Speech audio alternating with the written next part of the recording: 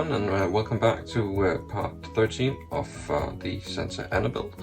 As I mentioned, I had a small vacation, so I'm really behind schedule, but came home and I put in some solid days in the workshop, and we got her completely planked.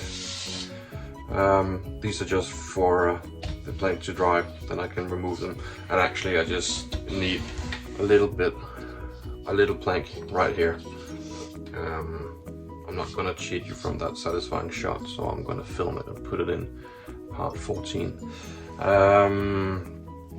So yeah, it's too late now, but he needs to. I need to sand it, but the machine is too loud. So so my neighbors is gonna complain if I start up the machine.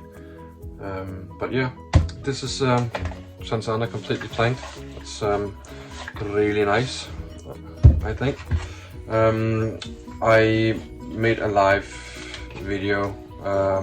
It's basically just a testing to see if I wanted to go live or not, if I like it or not. I put the mute sign on, but it's that was kind of weird. Also, I don't know if I'm gonna do live shows, but I guess you can let me know in the comments below. But in that show, or in that live stream, I put tinfoil on the side of the ship, on the inside of the ship, because I wanted to make sure that the lights didn't shine through. Yeah, we don't need to do that, or I don't need to do that, because as it is, if I had looked just a little bit longer in the instructions, the inside is actually going to be planked as well. From this deck, not this deck down here, but from this deck and up, it's going to be planked, and it's going to be also some thick walls all the way through the ship as well. So we don't need to do that, basically. So I decided just to make a video of planking the ship and how I did it. That's how I did it on this ship. I might do it differently on other ships. It depends. I have a love-hate relationship with planking.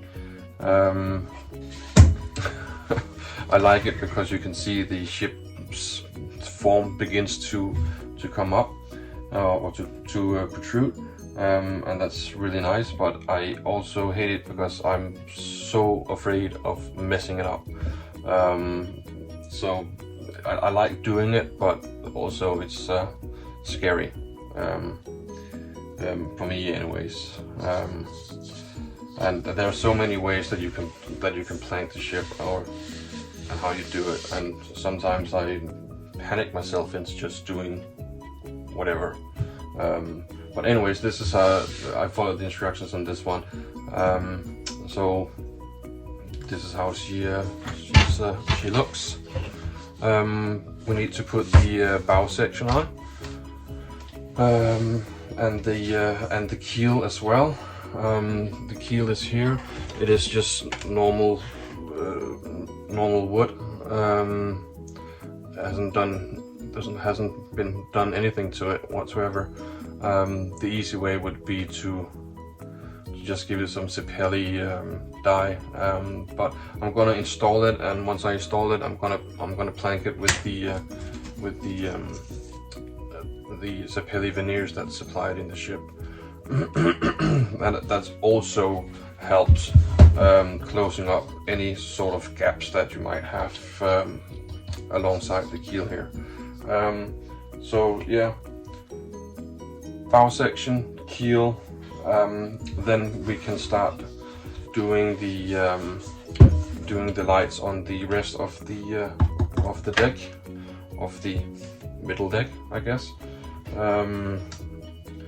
So that's pretty much almost ready to close up, because we still need to do cannons and stuff in here. But then we can continue, once that is done, we can continue on the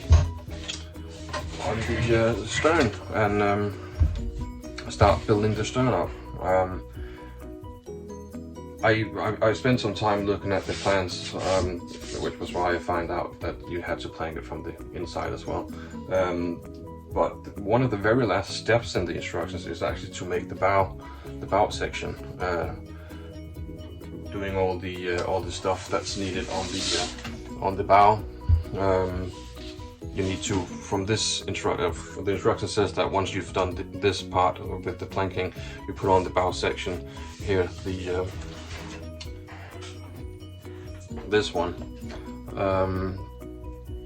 but then you just leave it and don't work on it until the very end of the build, where you put everything on top, and you did all the deck fittings and stuff like that. So I'm gonna do it a little bit different. I'm gonna do the stern first, and then I'm probably gonna do the bow, because before I install any cannons, I would like to be able to move the ship around, and so I don't need to be I don't need to consider cannons falling out, or I'm gonna break some stuff or something like that. So the stern, or lights, stern, bow, and then the cannons, and then the deck. Then it's the deck is gonna get closed off, and then we can start building on the next level. So yeah. Anyways, it's a video that's been a long. It took a long time to make. I haven't been as steady in my workshop as I was supposed to be, but holiday time. So hopefully, since we're gonna skip the tinfoil step, I can be a little bit quicker or faster to make the next video. So we're gonna get to a regular upload schedule. So yeah, this is Santana. Please read the description below for any more information if you want to. Like and subscribe, and hope you're gonna join me for the next time. Cheers!